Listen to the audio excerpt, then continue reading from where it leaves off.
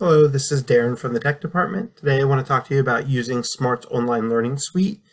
You can use this website to upload existing Smart Notebook files or existing PowerPoint files, and you can get them out to your students either in a live class where they can run through a teacher-paced presentation or a student-paced presentation, kind of like Nearpod if you're familiar with that. Or you can also make assignments in here and have a link to share out with your students so they could work on things from home at their own pace. To get to this website, it's suite.smarttech.com. I recommend that you use the Chrome browser. That's what they recommend. And I've used this in the Edge browser also, and that seems to be working fine as well. So when you get here, you can hit sign up for free, and you will sign up using your Microsoft account. I already have signed up, so I just need to hit the sign in button. And I'm going to sign in with my district email address. And of course my password.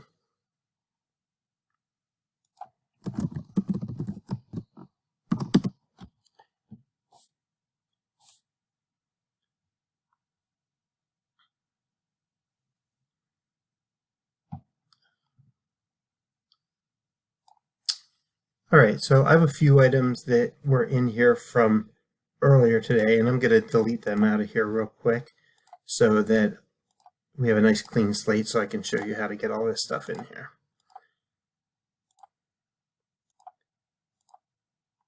Okay, so this is items from yesterday we're going to fill in for today. So to get an activity in here, you can hit Add Activities, and you can import a resource. So I am going to go to find a Smart Notebook file that I've created.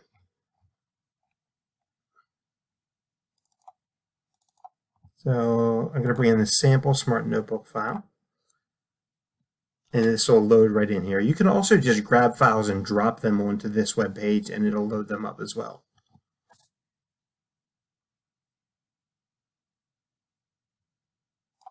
All right, so once the file is loaded, now just take a few seconds. We're going to add a few things into this and make some changes. So first off, this was just a regular old Smart Notebook file. I just threw a few sample questions here to give you an idea what you can do. And normally, if you have this Smart Notebook in your classroom, you could either write on the board or you could have students come up and write on the board. But one nice thing about using the Smart Learning Suite online is that each student can work on this at their own pace on their own device. So it's not just one student coming up to the board and answering a question, they all can answer it. But in order to make that happen, you need to go to any of the slides that you want them to be able to write on, and you need to hit this button at the bottom that says Convert to Activity. So when I hit that, I'll choose Make this page an individual handout activity. The other option is to make a collaboration workspace, which I'm setting this one up to be more of an activity for them to work on at home by themselves, or in class by themselves, but you can have students collaborate on a page as well. So I'm going to hit Make this page an individual activity. And now it turns that solve that equation question into an individual activity. I'm going to do that for this graphing question also. And I'm also going to do that for this just underline the noun question. Okay, so now these 3 pages that were just pages with questions on are now activities that the kids will be able to complete. I want to show you how you can add some other activities in here as well. Let me delete this blank page. I don't need that. And I'm going to add an activity. And I'm going to use some of these game-based activities to give you an idea of some of the things that you can do. So first, let me show you this memory match game. So to set up the memory match game, you have 2 categories of items. So I have president names, and then I have president pictures. And I collected pictures of the presidents in advance so I can make this process faster. But, for example, we can have Ronald Reagan. And then when I click, I can either type something in here, but I want to put a picture of him. So I'm going to hit this button, and then I can go and find my picture of Ronald Reagan. And I'm going to pause the video for 1 second while I fill in the rest of this, and then I'll come back and explain the next step. Okay, so while I was gone, I typed in the rest of these presidents' names, I added their pictures, and I'm just going to add one more picture, and my last person was John Adams, and there he is. So this activity is all set up now, and I'll just hit finish. And in a minute, we'll look at what that looks like from a student point of view and how to play that. I'm going to add one more activity. I'll do another game activity. This time I'm going to do fill in the blanks, and I'm going to do some music related questions. For example, I might put the trumpet, tuba, and trombone are all examples of brass instruments. And let me add another question or two. The clarinet and saxophone are examples of woodwind instruments. The snare drum and cymbals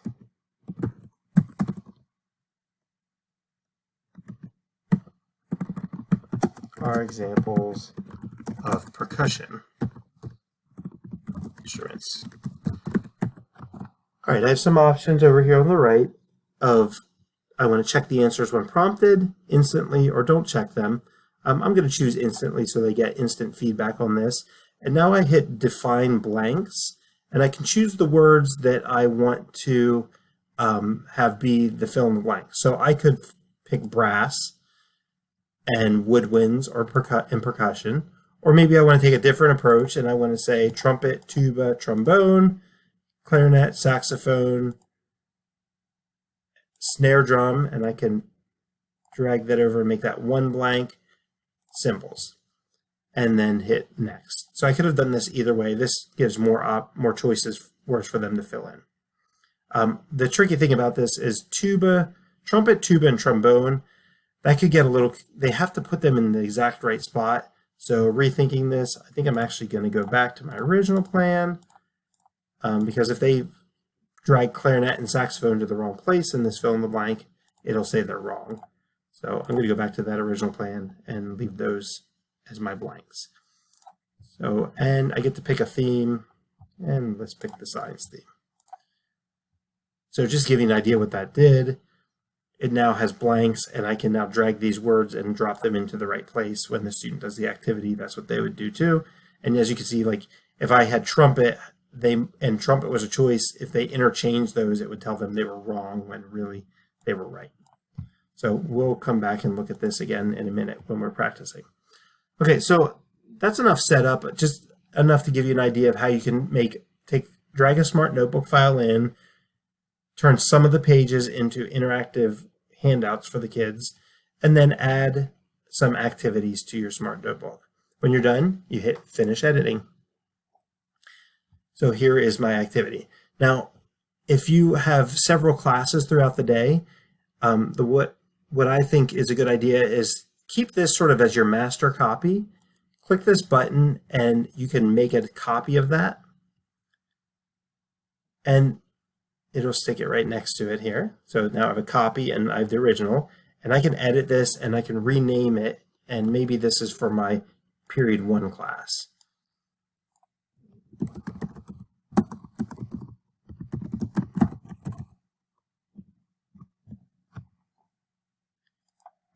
All right, so now I have one for my period 1 class. I can make a copy for each of my classes. And it's important that you separate them out like that, especially if you're doing this as a live activity with your students. Otherwise, all your results from all your classes would be merged together. Okay, so let's pretend now that we are doing this at school, or you could also do this in like a live Zoom session or a Schoology Conferences session with your students.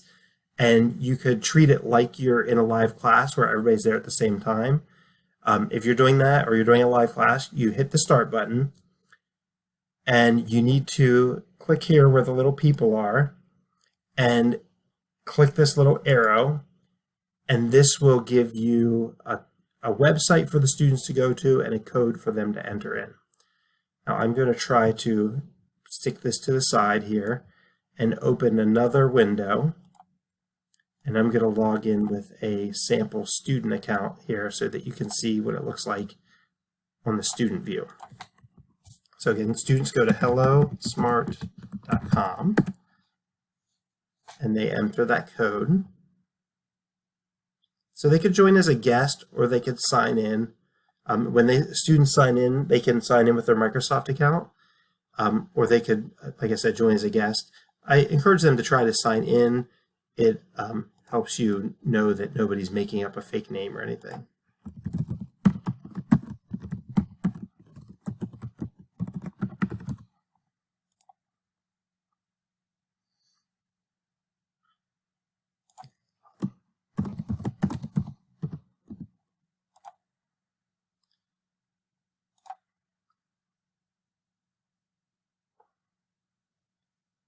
Okay, so this came up and said it already had the class listed here, and that's because I've used this account before.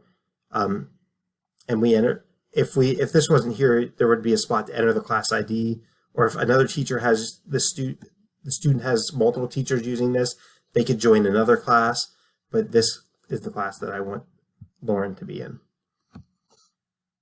So I just click on the class and it takes me to the class. All right, so now I have I must have another sample student in here that's left over from before.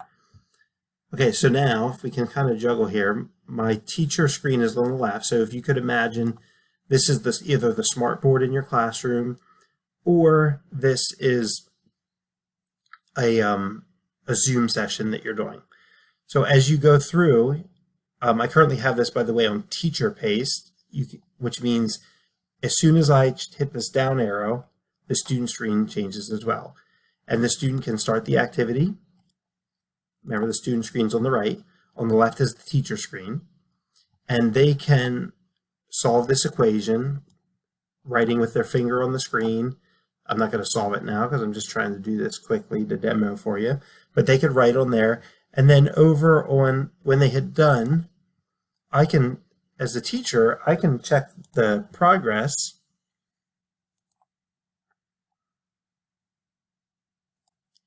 So I paused that for 1 second because it was being a little weird. All I did to get her name to show up there was I just refreshed the screen. But on the student screen, they would have done the work, and then on the teacher screen, you can click on the student's name and you can see the work that they did. And if there's multiple students, their names would all show up here, and you could see each of the work that each student did. After they do that question, you can go on to the next question. Again, they can go in here and they can do some work on this paper, graphing this equation, putting some dots in and connecting the lines. And again, on your student progress screen, you'll see the students' work as they're doing it. When they're done, they hit finish, and it shows the green check mark that they finished that. And this, the activities are all work similarly. The student works on it over on their screen, and you see the results on your screen. So this, again, that didn't show up, but it will in a moment. I might have to just go back to it and start. Oops. And check progress again. There, the name showed up. And then they can click color and underline nouns and whatnot. And when they're done, they hit done, and you can see that they're done. And then when everybody's checked, then you're ready to move on to the next slide. Here is one of the games that we set up, memory match. So each student can go in and play themselves, or they can have a two-player game, and they're looking to see which president matches which picture. So here we have Ronald Reagan, and we got to find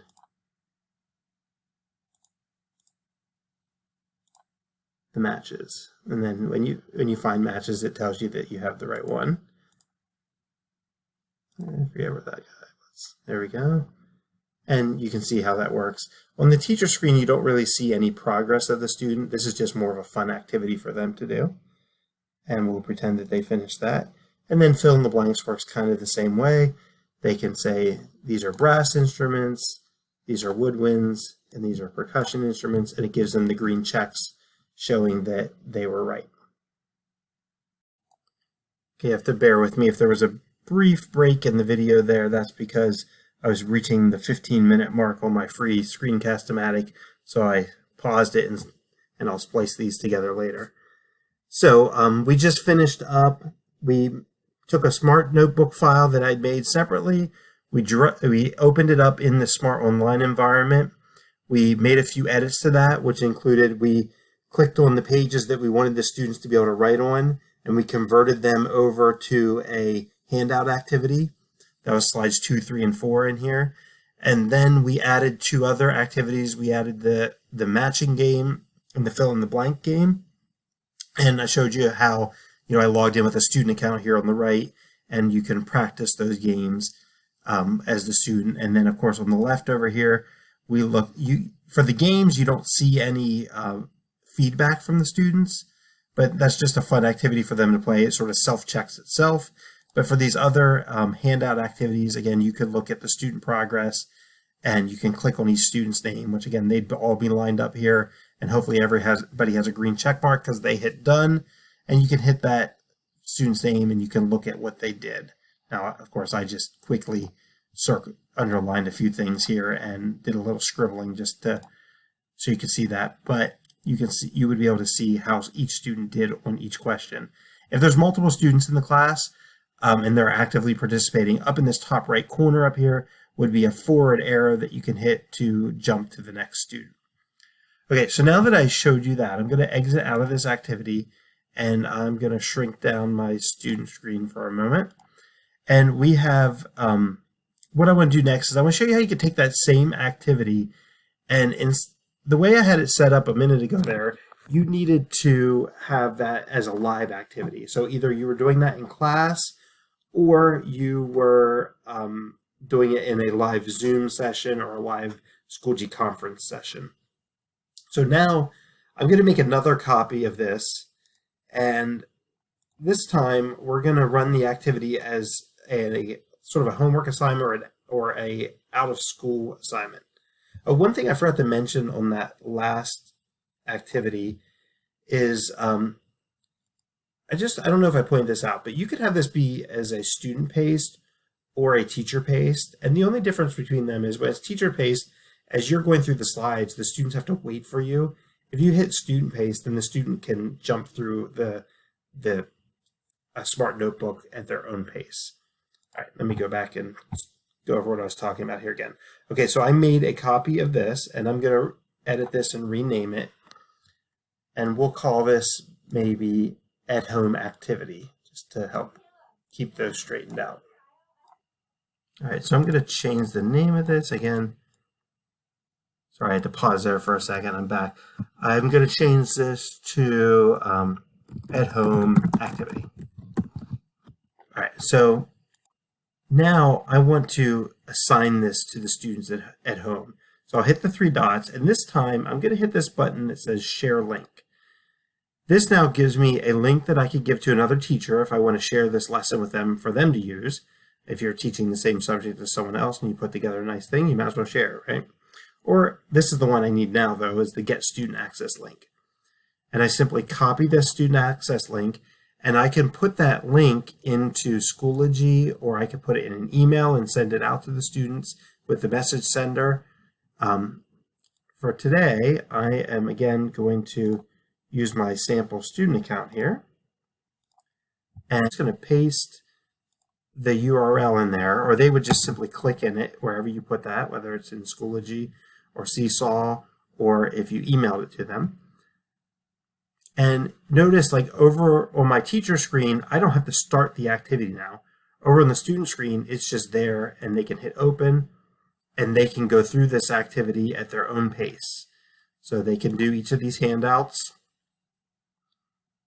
They have their tools for drawing, erasing, adding pictures, and they can solve this. Again, I'm just doing a little squiggle so you can see. They can click this to type. Then they can go, oops, when they're done, they can hit the done button to let you know they finished. You can hit start on the next activity. And again, they can graph this. 1, 2, 3, 4, 5, 6, 7. So I put a dot there, and then I go up 2 and over 1, and down 2 and over 1. I can connect the dots. I think it'll stand out a little better with a different color. And, you know, it's not perfect. It would be nice if I had a straight line tool, but it gives me a general idea that they understand the idea here. Done. And they could do that for each activity. I'll skip this activity and jump right to the games. They can do their matching game. Again, the matching game is not going to give you any feedback, but they can practice. And I just threw a few items in here. You could put more in than that. And of course, they could do their fill in the blank activity. I'm going to get one wrong on purpose. It throws it back out when you get it wrong. And they can just sort of study and check for understanding. And then that's it. When they're done, they just close their window. And let me show you what the teacher sees here. So for the at-home activity, if I now hit start, I can go through and look at these pages where the students had to do activities, and I can look at the students and see what they did. Okay, you know, that was just a little scribbling, but you can go through, and again, if there's more students, all their names will be listed here. And after you pick the first one, up in the upper right corner, there's a little arrow that you can go from Lauren to the next student to the next student. You can check all their graphs. It's a great way to check for understanding, check for participation, and seeing if all the students are engaged and did the activity. You know, you can have some slides in between, you know, these activities with information, but then put some activities every few slides just to make sure that they're understanding what they're doing and that they're engaged in the activity. And that's pretty much it. That's how you use Smart Exchange Online for Smart Notebook activities. There's one other thing I can show you quickly, which is just so you know, you can, if you're a PowerPoint user and you're not a big Smart Notebook user, that's okay. You can add activities and you can import a PowerPoint as well. So here I have a PowerPoint on Anne Frank, and I'll simply hit open, and that will load up into the window here.